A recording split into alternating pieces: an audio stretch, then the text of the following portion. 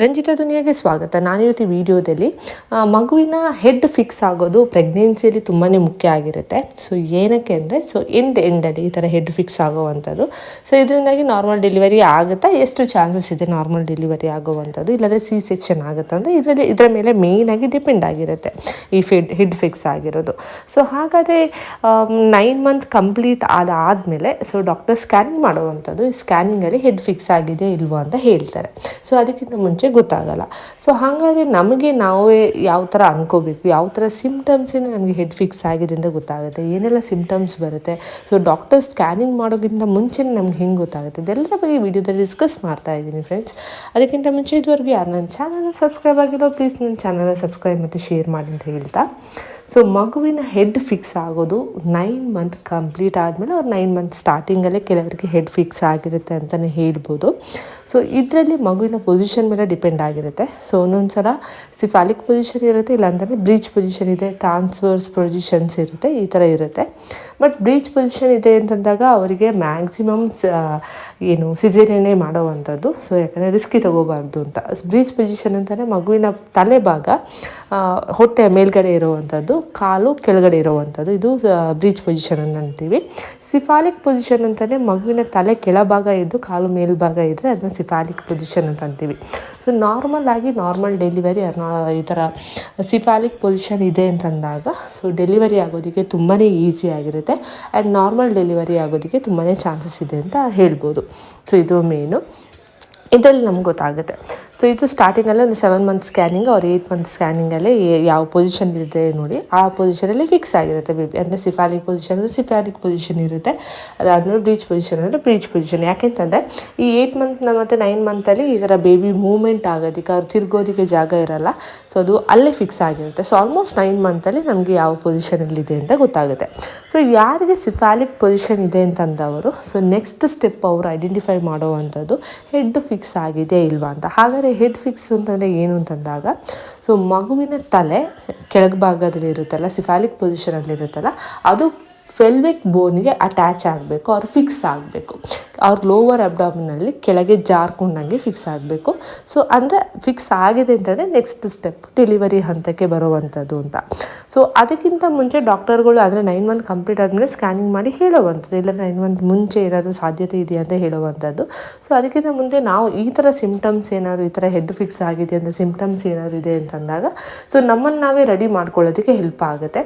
So ಹಾಗಾದರೆ ಯಾವ್ಯಾವ symptoms ಅಂತಂದರೆ ಫಸ್ಟ್ ಒಂದು ಬಂದ್ಬಿಟ್ಟು ನಿಮಗೆ ನಾನು ಆಲ್ರೆಡಿ ಹೇಳಿದ್ನಲ್ಲ, ಈ ಪ್ರೆಗ್ನೆನ್ಸಿ ಟೈಮಲ್ಲಿ ನಮಗೆ ಫುಲ್ ಗ್ಯಾಸ್ಟ್ರಿಕ್ ಅನ್ಸುತ್ತೆ. Especially 3rd trimester 9 month complete ಆದಾಗ ಹೆವಿ ಅನಿಸುತ್ತೆ, ಫುಲ್ ಗ್ಯಾಸ್ಟ್ರಿಕ್, ಏನೂ ತಿನ್ನೋದಕ್ಕಾಗಲ್ಲ, ಆ ಥರದ ಸಮಸ್ಯೆಗಳ ಕಾಣಿಸ್ಕೊಳ್ಳುತ್ತೆ. ಯಾಕೆಂತಂದರೆ 9 ಮಂತಲ್ಲಿ ಹೊಟ್ಟೆ ತುಂಬ ದೊಡ್ಡದಾಗಿರೋದ್ರಿಂದ, ಸೊ ಆಮೇಲೆ ಮಗುವಿನ ಪ್ರೆಷರ್ ನಿಮ್ಮ ಲಂಗ್ಸಿಗೆ ಆಮೇಲೆ ಸ್ಟಮಕ್ಗೆ ಬೀಳೋದ್ರಿಂದ ನಿಮಗೆ ತಿನ್ನೋದಕ್ಕೆ ಅಷ್ಟು ಆಗಲ್ಲ.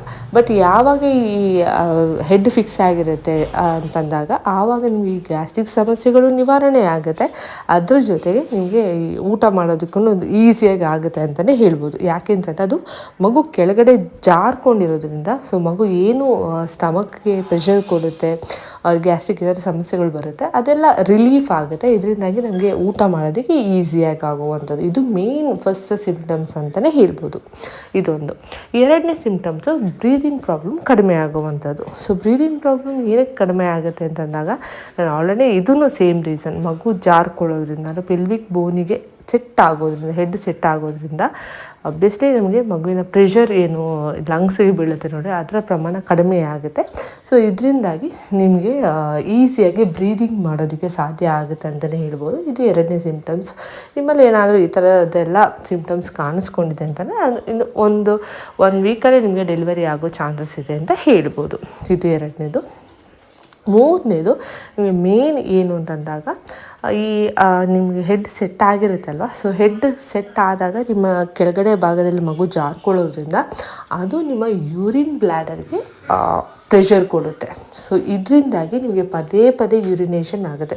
ಸಾಮಾನ್ಯವಾಗಿ ಥರ್ಡ್ ಟ್ರೈಮಿಸ್ಟರಲ್ಲಿ ಯೂರಿನೇಷನ್ ಜಾಸ್ತಿ ಇರುತ್ತೆ, ಬಟ್ ಲಾಸ್ಟ್ ಎಲ್ಲರ ಹೆಡ್ ಸೆಟ್ ಆಗಿದೆ ಅಂತಂದರೆ ನಿಮಗೆ ಅರ್ಧ ಗಂಟೆಗೆ 1-2 ಸಲ ಆದರೂ ನಿಮಗೆ ಯೂರಿನೇಷನ್ ಬಂದಂಗೆ ಫೀಲ್ ಆಗುತ್ತೆ. ಯಾಕೆ ಅಂತಂದರೆ ಯೂರಿನ್ ಬ್ಲ್ಯಾಡರಿಗೆ ಪ್ರೆಷರ್ ಕೊಡೋದ್ರಿಂದ ಈ ಥರ ಸಮಸ್ಯೆಗಳು ಕಾಣಿಸ್ಕೊಳ್ಳುವಂಥದ್ದು. ಇದು 3ನೇ ಸಿಮ್ಟಮ್ಸ್ ಅಂತಲೇ ಹೇಳ್ಬೋದು. ಮೇಯ್ನ್ ಈ ಥರ ಪದೇ ಪದೇ ಆಗ್ತಾ ಇದೆ, ಟಾಯ್ಲೆಟ್ಗೆ ಹೋಗ್ಬೇಕು ಅರ್ಜೆಂಟ್ ಆಗ್ತಾ ಇದೆ ಅಂತ ಆ ಥರ ಫೀಲ್ ಆಗಿದೆ ಅಂತಂದಾಗ ಸೊ ಈ ಥರ ಹೆಡ್ ಫಿಕ್ಸ್ ಆಗಿರ್ಬೋದು, ಅದು ನಿಮ್ಮ ಡೆಲಿವರಿ ಸ್ಟೇಜ್ ಹತ್ತಿರ ಬಂದಿರ್ಬೋದು ಅಂತ ಕನ್ಸಿಡರ್ ಮಾಡ್ಬೋದು. ಇದು 3 ಸಿಮ್ಟಮ್ಸ್ ಅಂತಲೇ ಹೇಳ್ಬೋದು. 4ನೇ ಸಿಮ್ಟಮ್ಸ್ ಏನು ಅಂತ ಬಂದಾಗ ಬೇಬಿ ಮೂಮೆಂಟ್ಗಳು ಕಡಿಮೆ ಆಗುವಂಥದ್ದು. ಅಂದರೆ ತುಂಬ ತೀರ ಕಡಿಮೆ ಅಂತ ಹೇಳ್ತಾ ಇಲ್ಲ ನಾನು, ಸ್ವಲ್ಪ ಪ್ರಮಾಣದಲ್ಲಿ ಕಡಿಮೆ ಆಗುವಂಥದ್ದು. ಯಾಕೆಂತಂದರೆ ಮಗುವಿನ ಹೆಡ್ಡು ಕೆಳಗಡೆ ಸೆಟ್ ಆಗೋದ್ರಿಂದ, ಅದು ಪೆಲ್ವಿಕ್ ಬೋನ್ಗೆ ಸ್ಟಿಕ್ ಆಗೋದ್ರಿಂದ, ಹೆಡ್ ಆಗೋದ್ರಿಂದ ಜಸ್ಟ್ ಮಗುವಿನ ಕೈ ಕಾಲುಗಳು ಮಾತ್ರ ಮೂಮೆಂಟ್ ಆಗುವಂಥದ್ದು ಈ ಟೈಮಲ್ಲಿ. ಸೊ ಯಾವಾಗ ಕೈ ಕಾಲುಗಳು ಮೂಮೆಂಟ್ ಆಗುತ್ತೆ ಅಂತಂದಾಗ ಮೂಮೆಂಟ್ ಒಂಚೂರು ಕಡಿಮೆ ಇರುತ್ತೆ ಅಂತಲೇ ಹೇಳ್ಬೋದು ಕಂಪ್ಯಾರಿಟಿವ್ಲಿ. ಯಾಕೆಂದರೆ ನಾರ್ಮಲಿ ಮೂಮೆಂಟ್ ಇದ್ದಿರುತ್ತೆ, ಇದ್ದಿರೋ ಪ್ರಮಾಣ ಕಡಿಮೆ ಇರುತ್ತೆ ಅಂತಲೇ ಹೇಳ್ಬೋದು. ಸೊ ಇದಿಷ್ಟು 4 ಸಿಮ್ಟಮ್ಸ್ ಇದೆ ಅಂತಂದಾಗ ಡೆಫಿನೆಟಾಗಿ ನಿಮಗೆ ಹೆಡ್ ಫಿಕ್ಸ್ ಆಗಿದೆ ಅಂತಂದರೆ ನೆಕ್ಸ್ಟ್ ಡೆಲಿವರಿ ಸ್ಟೇಜಸ್ ಹತ್ತಿರ ಬರ್ತಾ ಇದೆ. ವಿದಿನ್ 1 ವೀಕಲ್ಲಿ ನಿಮಗೆ ಡೆಲಿವರಿ ಆಗುತ್ತೆ ಅಂತಲೇ ಕನ್ಸಿಡರ್ ಮಾಡ್ಬೋದು. ಆಮೇಲೆ ಡಾಕ್ಟರ್ ಹತ್ರ ಹೋಗ್ತಿರೋ, ಸ್ಕ್ಯಾನಿಂಗ್ ಮಾಡ್ತಿರೋ, ಹೇಳ್ತಿರೋ ಕನ್ಫರ್ಮೇಷನ್. ಸೊ ಅದಕ್ಕಿಂತ ಮುಂಚೆ ನಾವು ಒಂಥರ ಈ ಥರ ಥಾಟ್ ತೊಗೊಂಡ್ರೆ, ಸೊ ಫಿಕ್ಸ್ ಆಗಿದೆ ಅಂತ ಗೊತ್ತಾದರೆ ನಮಗೆ ನಾವೇನು ಡೆಲಿವರಿಗೆ ನಾವು ಹತ್ತಿರ ಆಗಿದ್ದೀವಿ ಅಂತ ಗೊತ್ತಾದಾಗ ಸೊ ನಮ್ಮನ್ನೇ ನಾವೇ ಬೂಸ್ಟ್ ಮಾಡ್ಕೊಳ್ಳೋದಕ್ಕೆ ಈಸಿ ಆಗುತ್ತೆ ಅಂತಲೇ ಹೇಳ್ಬೋದು. ಇದು ಇವತ್ತಿನ ವಿಡಿಯೋ ಫ್ರೆಂಡ್ಸ್. ಇದೇ ಥರ ವಿಡಿಯೋನ ಸಪೋರ್ಟ್ ಮಾಡಿ, ಲೈಕ್ ಮಾಡಿ, ಶೇರ್ ಮಾಡಿ, ಪಕ್ಕದಲ್ಲಿ ಬೆಲ್ ಐಕಾನ್ ಸೆಟ್ ಮಾಡಿ. ಯಾಕಂದರೆ ನಾನೇನೇ ವಿಡಿಯೋ ಹಾಕೋದು ಫಸ್ಟ್ ನೋಟಿಫಿಕೇಷನ್ ಬರುತ್ತೆ. ಇದೇ ಥರ ಪ್ರೆಗ್ನೆನ್ಸಿ ಟಿಪ್ಸ್ ಆಗಿರ್ಬೋದು, ಹೆಲ್ತ್ ಕೇರ್ ರೂಟೀನ್ ಆಗಿರ್ಬೋದು, before pregnancy, after pregnancy, baby care, ಇದೇ ಥರ ಹೆಚ್ಚಿನ ಮಾಹಿತಿಯನ್ನು ಈ ಚಾನಲಲ್ಲಿ ಅಪ್ಲೋಡ್ ಮಾಡ್ತಾನೆ ಇರ್ತೀನಿ. ನಿಮ್ಮ ಸಪೋರ್ಟ್ ತುಂಬಾ ಮುಖ್ಯ. Thank you.